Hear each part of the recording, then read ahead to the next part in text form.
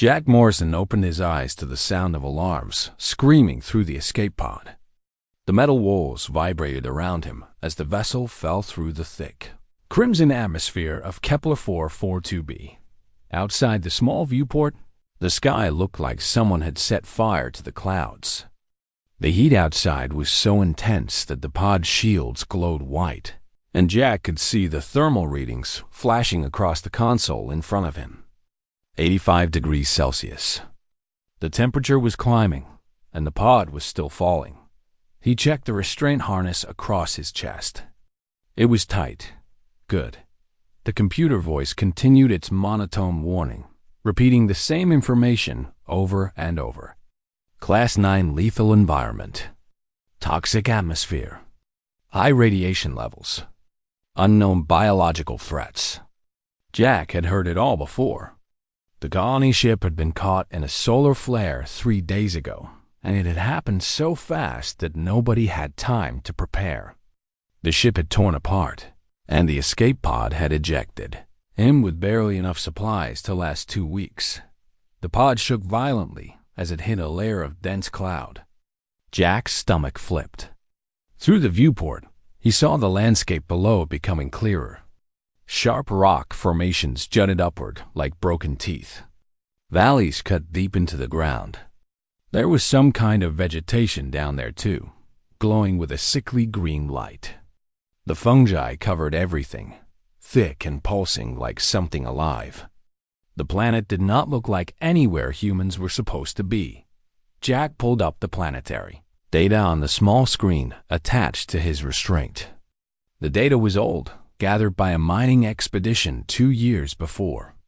Class 9 lethal. The survey team had stayed for 4 days and had found 3 apex predators that could move faster than anything, recorded in human databases. The creatures had teeth that could bite through reinforced metal. They hunted in groups. They were perfectly designed to kill. The mining team had left without extracting anything. They had called the planet a death zone. The pod began its final descent. Jack could see the canyon floor now, a mix of purple stone and green bioluminescent fungi. The computer was calculating landing zones automatically, trying to find a place that would not kill him on impact. Jack watched the readout. Every option the computer showed him looked equally bad. The pod hit the ground hard. Jack felt the impact in every bone in his body. His teeth clacked together. The restraint harness cut into his ribs as the pod bounced once, twice, then settled with a grinding sound of tortured metal. Something inside the pod broke. Jack heard it clearly. Sparks showered from the ceiling panels. The lights flickered and went dark for a moment, then came back on, dimmer than before. Jack waited. He was still breathing. That was a good start. He ran his hands over his ribs carefully. Nothing felt broken, but everything hurt. Slowly, he released the restraint harness and pulled himself out of the seat. The pod was tilted at an angle. He had landed in a canyon, part of the escape pod driven into a crevasse. That was actually lucky. The high walls would provide protection from the wind and maybe from whatever predators hunted in the open. He moved to the main viewport. The canyon walls rose high above him, made of sharp purple stone. In some places, the bioluminescent fungi grew so thick that it blocked out much of the light. The atmosphere outside was moving wrong, turbulent, and thick. Jack pulled on his suit, checking every seal carefully. The suit was rated for 23 days in a hostile environment. After that, the seals would begin to fail. The oxygen recycler could work for longer if he was careful and did not move much. But he was not planning to sit still for 3 weeks. He checked the emergency beacon. The small device should have activated automatically when the pod crashed. Jack pushed the button. Nothing happened. He pushed it again. Still nothing. He opened the device and looked inside. The power cell was dead. The backup power cell was dead too. Jack closed the device and set it down. The beacon was useless. He moved through the pod, taking inventory. There were emergency rations. Not many. Maybe 16 days' worth if he was careful and did not eat much. There was a first aid kit. There was a water recycler that could work if he had access to liquid water. There was a toolkit. There was a knife. There was a lighter. There was a flashlight that still worked. And there was the pod itself, made of strong metal, with panels and parts that could be used to build something. Jack sat on the tilted floor and thought. The Galactic Council had decided long ago that some planets were worth colonizing and some were not. KEPLER 442b had been deemed not worth the effort. The mining company had agreed. The apex predators had made sure of it.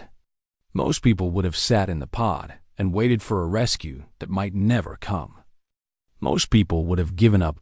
Jack Morrison was not most people. He was from a family of farmers and builders. His father had turned a dry, rocky piece of land into productive farmland through patience and observation. His mother had built a successful business from nothing by understanding what people needed and how to provide it. His grandfather had survived a plane crash in the Amazon by refusing to panic and by learning the rules of the jungle. Jack looked out the viewport at the canyon. The rocks were sharp, but the canyon was protected. The fungi covered everything, but there must be something living in that fungi, something that could be understood and used. The air was toxic, but his suit would protect him for now. The predators were dangerous, but they were also animals, bound by the same rules that governed all living things. Jack stood up and began moving through the pod more carefully. He found wire. He found metal panels. He found components from the communication system that had stopped working when the pod hit. He found things that seemed useless, but that his mind immediately began transforming into useful tools. Outside, the sun was setting, and the bioluminescent fungi grew brighter, casting the canyon in an eerie green glow. Jack could hear sounds in the distance. The planet was alive with things he did not know yet. Things that might hunt him. Things that might kill him. But Jack Morrison had never been afraid of the unknown. He had only ever been curious about it. He pulled on his suit's gloves and stepped out into the airlock. The outer door hissed open. The alien air washed across his suit, and Jack descended the ladder to the purple stone floor of the canyon. There was work to do. There was always work to do. And Jack Morrison had learned long ago that work was how humans survived. Work and stubbornness and the simple refusal to give up when the universe tried to kill you. By the 8th day of being stranded on Kepler 442b, Jack had learned more about survival than he had learned in all his military training. The first 3 days had been about basic shelter. He had taken panels from the escape pod and had created a small enclosure against one of the canyon walls, using the natural rock formations as the back and sides.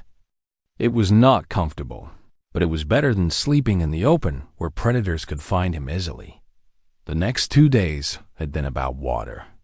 The underground stream he had found ran through the canyon, fed by rainwater that came down from the higher peaks. The water was cold and clear, and when he had tested it carefully with the pod's chemistry kit, he had found it was actually drinkable if he boiled it first. He had set up a simple system using metal sheets from the pod, creating a channel that brought water closer to his shelter. But it was the 7th and 8th days that had changed everything. Jack had walked the canyon looking for anything edible, following the basic rule of nature that other creatures always knew where food was. He had found the herd animals almost by accident, coming around a bend in the canyon and seeing them gathered near a thick section of the bioluminescent fungi. There were 6 of them, each about the size of a cow, with bodies covered in a crystalline hide that caught the faint light and reflected it back in different colors. They had 6 legs instead of 4, and their heads were square and gentle. They were eating the fungi, ripping it off the rocks and chewing it methodically. Jack had stayed still and watched them. The golden rule of observation was that you had to be quiet and patient. You had to let animals ignore you until you understood their patterns. These creatures were not aggressive. They did not post guards. They did not seem nervous at all. They simply fed and moved slowly from one patch of fungi to another. When one of them had finally noticed Jack, it had simply looked at him, decided he was not a threat, and had gone back to eating. That was when Jack had understood what the canyon could become. On the 8th day, he began building a farm. He did not call it that yet. He was just moving rocks. He picked stones from the canyon floor and began stacking them in certain patterns, creating a natural enclosure that mimicked the spaces where he had noticed the herd animals liked to gather. They preferred areas that were sheltered on two sides and had access to water. They preferred places where the fungi grew thick and the rocks were relatively smooth. Jack created 3 spaces like this, connected by channels of loose stone that the animals could easily walk through. Then he began moving the fungi. This was the dangerous part. The fungi was tough and difficult to cut, but Jack discovered that fire made it easier. He took sheets of metal from the pod and bent them into tools, creating something between a shovel and a cutting blade. He used fire from his shelter to heat the metal, and the heat somehow made the cutting easier. He spent hours cutting sections of fungi and moving them into the enclosures he had built. He piled the fungi where it would be most accessible to the herd animals. By the middle of the 8th day, the first of the creatures had come. It had simply walked into his enclosure, sniffed the relocated fungi, and had begun eating. Then the second one came. By evening, all 6 of them were using his created spaces to gather food, moving in the patterns he had subtly encouraged through his placement of rocks and plants. Jack sat and watched them eat, and he smiled for the first time since the escape pod had hit the ground. The next breakthrough came from the geothermal vents. The canyon had 3 spots where heat rose from deep beneath the ground, places where the rock itself was warm to the touch and where the air shimmered with rising temperature. Jack had marked them on his mental map of the canyon, noting that even the herd animals stayed away from these places. They were too hot, even for animals adapted to this environment. But heat meant energy. Heat meant the possibility of doing things that required fire. Jack began salvaging more components from the escape pod, pulling out metal that could be shaped and reformed. He found twisted sections of hull plating. He found copper wiring. He found components of the life support system that were now useless. He brought them all to the hottest of the 3 geothermal vents. Building the forge took 3 days. Jack had learned some basic metalworking from his father, who had kept tools in good condition through years of farm work. He created a stone base around the geothermal vent, building up walls that would contain heat and direct it where he needed it. He built stone supports and mounted a section of the escape pod's metal plating to act as an anvil. He salvaged a piece of what had once been a heat shield and bent it into the shape of a hammer. On the 12th day, Jack made his first tool in the forge. It was a simple prying tool, nothing elaborate, but it was something he had created from raw materials using fire and patience. The metal glowed orange, and he shaped it with careful strikes against the anvil. When it was cool, it was perfect. After that, he could not stop. He made a better shovel. He made cutting blades. He made nails. He made hooks for hanging things. He made containers from sheet metal, welding them together using the heat of the geothermal vent and careful application of metal that would bond under extreme temperature. Every tool he made allowed him to create better tools. Every improvement made the next task easier. By the 15th day, Jack had expanded his farm significantly. He had created a system of channels that brought water directly to the enclosures he had built for the herd animals. The creatures stayed in his created spaces because they had everything they needed there. They did not need to wander, so they stayed, and this meant Jack could study them closely. he discovered which parts of the fungi were actually nutritious and which parts the animals avoided. Using that knowledge, he began a second project. He cleared an area near the water channel and began carefully cultivating the fungi that the herd animals preferred. He did not understand the biology of it yet, but he understood the principle. If you provided something living with what it needed, it would grow. Each night, Jack sat in the entrance to his shelter and wrote notes on salvaged paper, using a stylus he had fashioned from a piece of metal.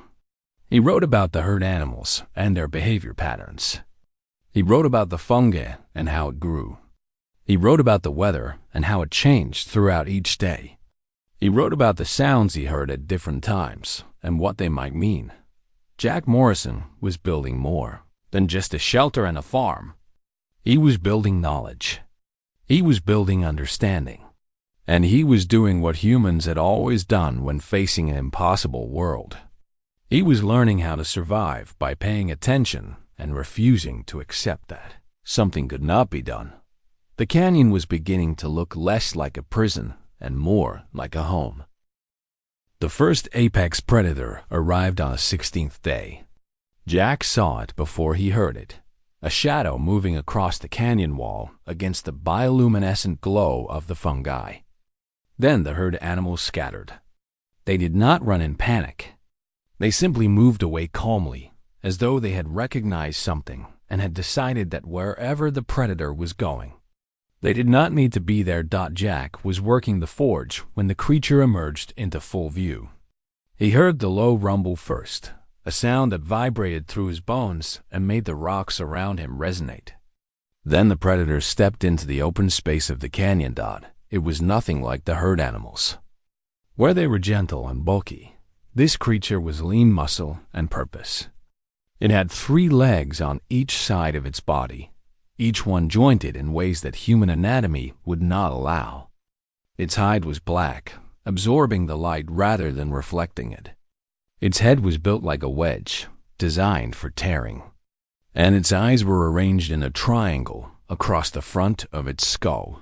3 golden eyes that could see in dimensions. Jack could not fully comprehend. The predator was easily 3 meters long from nose to tail. The tail was thick and powerful, swinging slowly as the creature studied the canyon. Its teeth were visible even with its mouth closed, long points that sat outside its jawline. This was a killing machine. The mining expedition report had not exaggerated. Jack stopped working. He remained very still. Every instinct in his body screamed at him to run or to find a weapon. But Jack Morrison had learned something important in his 16 days on Kepler 442b. Instinct was not always the best teacher.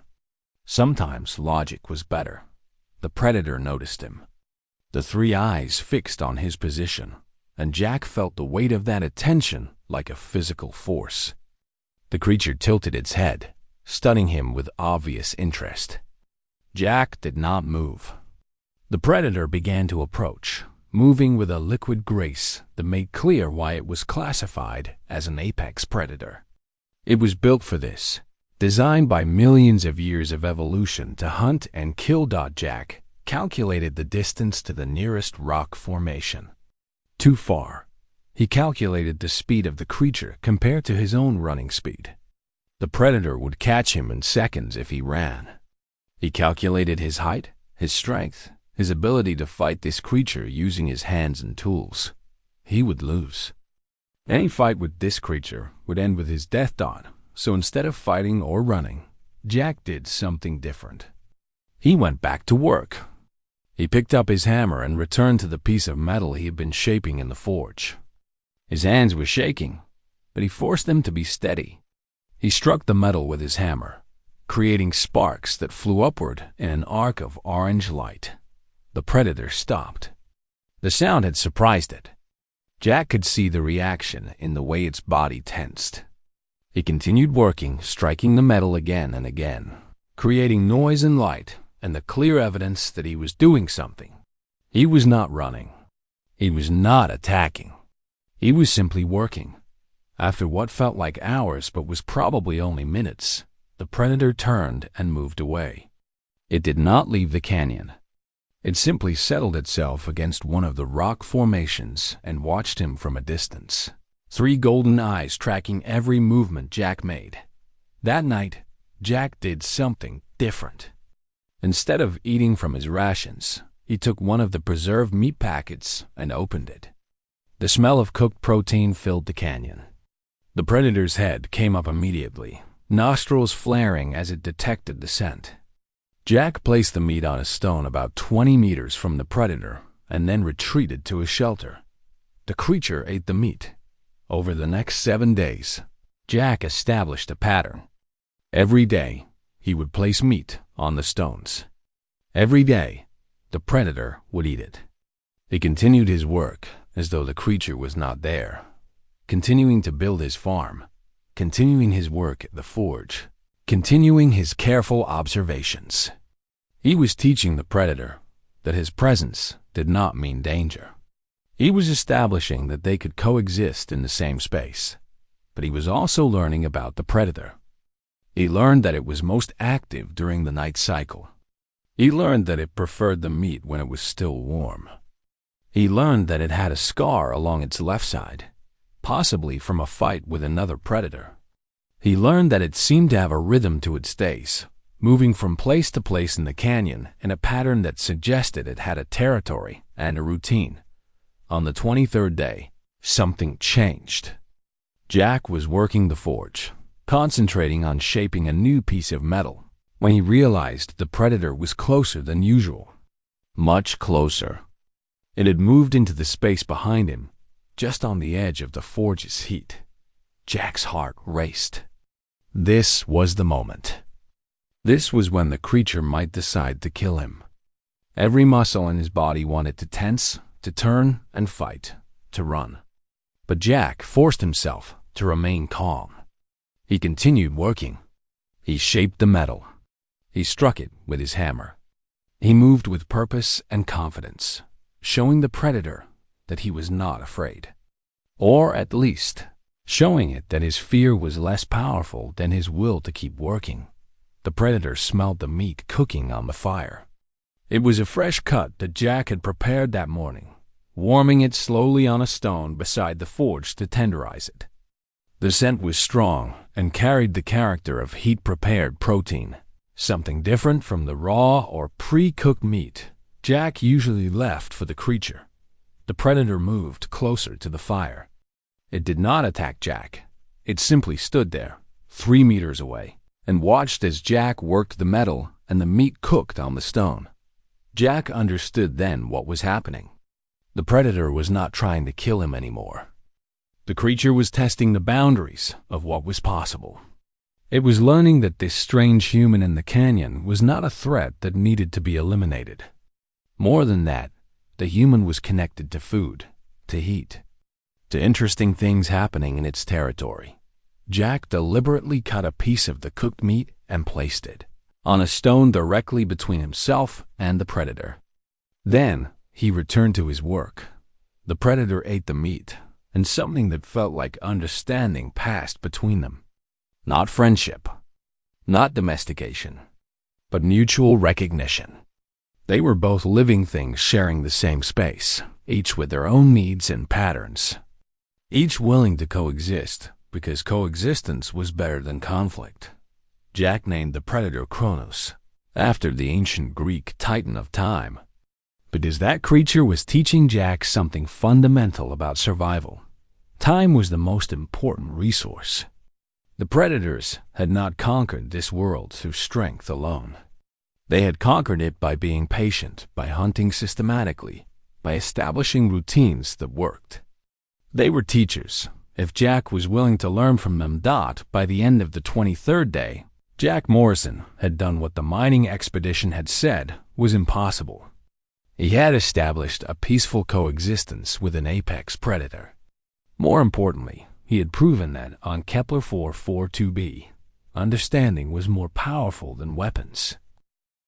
The second predator arrived 6 days later, and it changed everything. Jack was tending to the herd animals when he first heard the sound. It was not the low rumble of Kronos. This was a high, aggressive shriek that echoed off the canyon walls and made the very air feel dangerous. Jack moved to the highest point of his shelter and looked down the canyon. The new predator was larger than Kronos, with a darker hide and a more aggressive stance. Where Kronos was built like a knife, designed for precision, this new creature was built like a club, designed for overwhelming force. It moved through the canyon with no caution, no observation. It was hunting. It was claiming territory. When Kronos saw the newcomer, the response was immediate. The two predators faced each other across the open space of the canyon, and Jack suddenly understood why the mining expedition had run. When two apex predators met, it was not peaceful. Kronos charged. The newcomer charged. They collided in a display of violence that shook the ground. Bodies twisted around each other, and Jack could hear the sound of impact, the scrape of hide against hide. The fight was brief. Kronos was faster and more experienced. The newcomer was stronger, but less skilled. Within moments, the newcomer was backing away, blood marking where Kronos had raked its claws. But the newcomer did not leave the canyon. Over the next 3 days, the two predators fought repeatedly. They fought near Jack's shelter, forcing him to barricade himself inside. They fought near the herd animals, scattering them in panic. They fought near the geothermal vents, and Jack was terrified that one of them would destroy his forge. Each time, Kronos won. But each time, the newcomer returned, challenging again, testing the hierarchy. On the 4th day of the struggle, Jack realized something. The newcomer was not going to leave because of defeat. It was going to keep coming back until it had established its place in the canyon's hierarchy. Kronos could fight forever, but eventually, one of them would seriously injure the other. Jack had not come this far just to watch the predators destroy each other or destroy his canyon. He made a decision. Jack gathered materials from the forge. He took pieces of scrap metal and created noisemakers, crude devices that would create loud sounds and sparks when struck together. He prepared a section of the canyon near the geothermal vents, creating a space that felt dangerous and unwelcoming. Then he waited for the next confrontation. When the two predators met again, Jack did something new. He made noise. He stood between them and struck his metal pieces together, creating sounds that rang through the canyon. He moved with confidence and purpose. When the newcomer tried to charge past him, Jack struck the ground in front of it with his forge hammer, sending sparks flying into its face. The predator stopped, confused and slightly burned. Jack struck the ground again, reinforcing his message. This space was defended. This space was dangerous. Move back. The newcomer tested him twice more over the following days. Each time, Jack responded the same way. He did not attack the creature. He simply established boundaries with noise and fire and unyielding determination. Slowly, the newcomer's behavior began to change. It stopped challenging Kronos directly and instead began to establish its own territory in different sections of the canyon. By the 32nd day, the newcomer had settled into a pattern. It had claimed the eastern section of the canyon as its own space. It hunted in that area and rested there. Kronos maintained the central and western sections. They had learned to coexist by establishing clear territorial boundaries. But the newcomer was not the last. The third predator arrived on the 32nd day. This one was different from the others. It was smaller, younger, and it was injured. One of its back legs did not work properly, healing at an odd angle that suggested an old break that had not mended correctly. The creature moved with a limp, slower than its siblings or evolutionary cousins, and clearly struggling with pain. When the newcomer met the other two predators, it was immediately apparent that it was at a disadvantage. Both Kronos and the second predator began the posture, establishing their dominance. The injured creature backed away, clearly understanding that it could not win a fight against either of them. It retreated to a corner of the canyon that neither of the stronger predators had claimed. Jack watched this happen, and he recognized something in the injured creature's struggle. It was alone, weaker than the others, separated from any family group that might have protected it. It was vulnerable. Jack had learned on Earth that this was when humans had choices to make. They could ignore the vulnerable and let them suffer, or they could try to help. Jack began leaving extra portions of meat in the corner where the injured predator had retreated. He made sure the portions were placed where the creature could reach them without being driven off by the more aggressive animals. He created a safe space in a small cave formation, a place where the injured creature could rest without being challenged. Over the next days, Jack learned the personality of this third predator. It was cautious and gentle. It did not attack the herd animals. It seemed content with the food Jack provided. Where the first two predators had been about dominance and territory, this one was about survival and acceptance of what could be managed. Jack named the injured predator Thea, after a goddess from old mythology, because the creature had a kind of grace despite its limitations, a quiet strength that did not need to prove itself through violence. By the 40th day, the canyon had transformed. Jack had 6 herd animals that he cared for, animals that provided him with resources and companionship. He had 3 apex predators, each with their own territory and personality, each understanding the rules of coexistence that Jack had established. The forge continued to produce tools. The farm continued to grow. Water flowed through carefully managed channels. Meat was prepared. Fungi was cultivated. And life had found its balance. Jack stood on a high rock formation and looked down at his canyon. The Galactic Council had called this world unsuitable for human habitation. The mining expedition had called it a death zone. Scientists had said the apex predators could never be integrated into any society. But Jack had learned something fundamental about human nature. Humans did not need to conquer. They did not need to dominate. They only needed to understand. If you understood an animal, you could coexist with it. If you understood a world, you could live in it.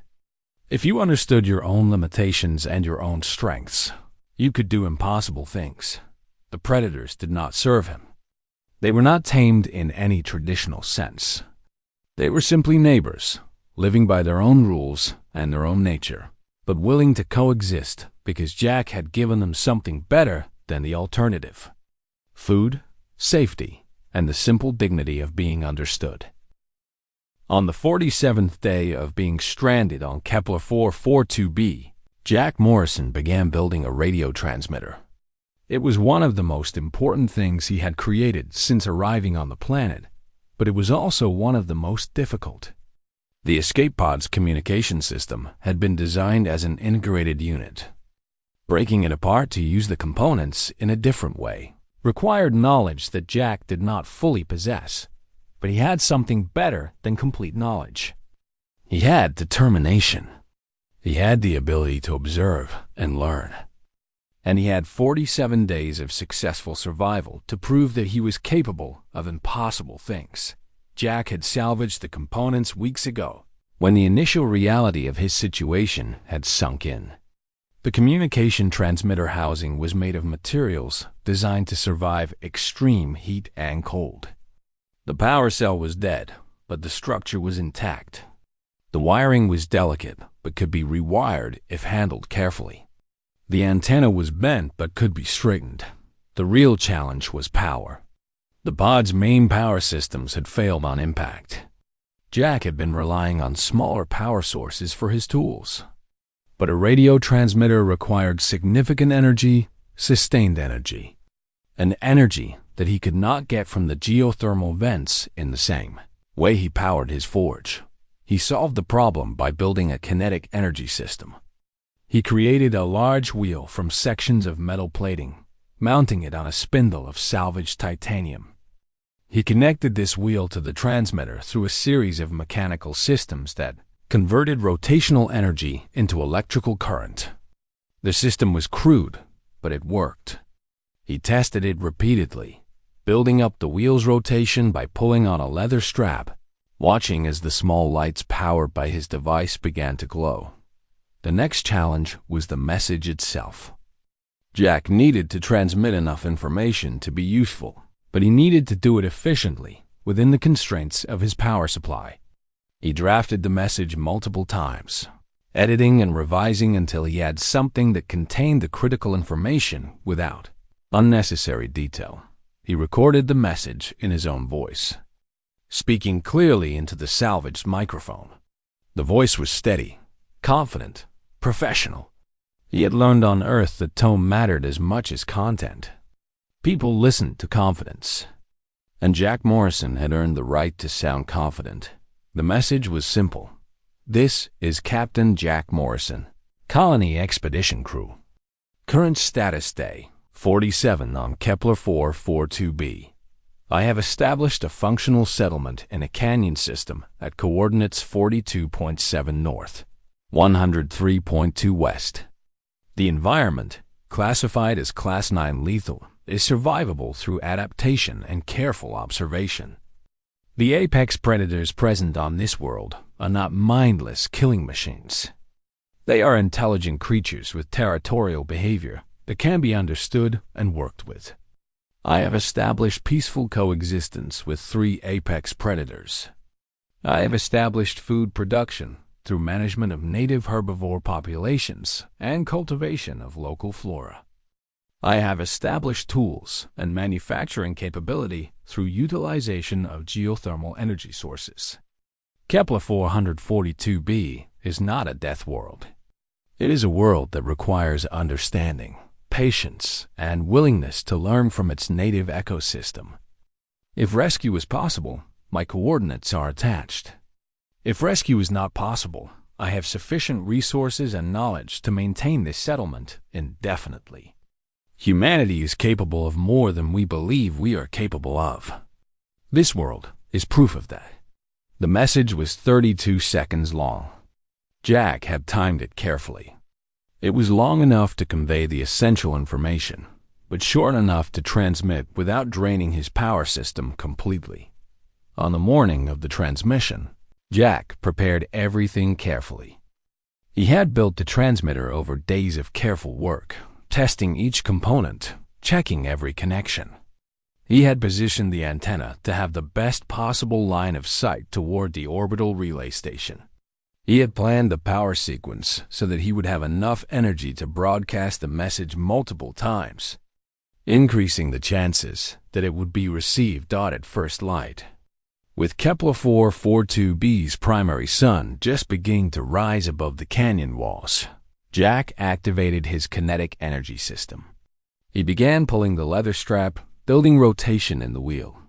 The mechanical systems clicked and hummed. The lights on the transmitter flickered, steadied, and glowed with steady brightness.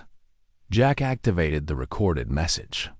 His voice emerged from the speakers, broadcasting upward into the atmosphere, toward the relay station that orbited the planet at a high altitude.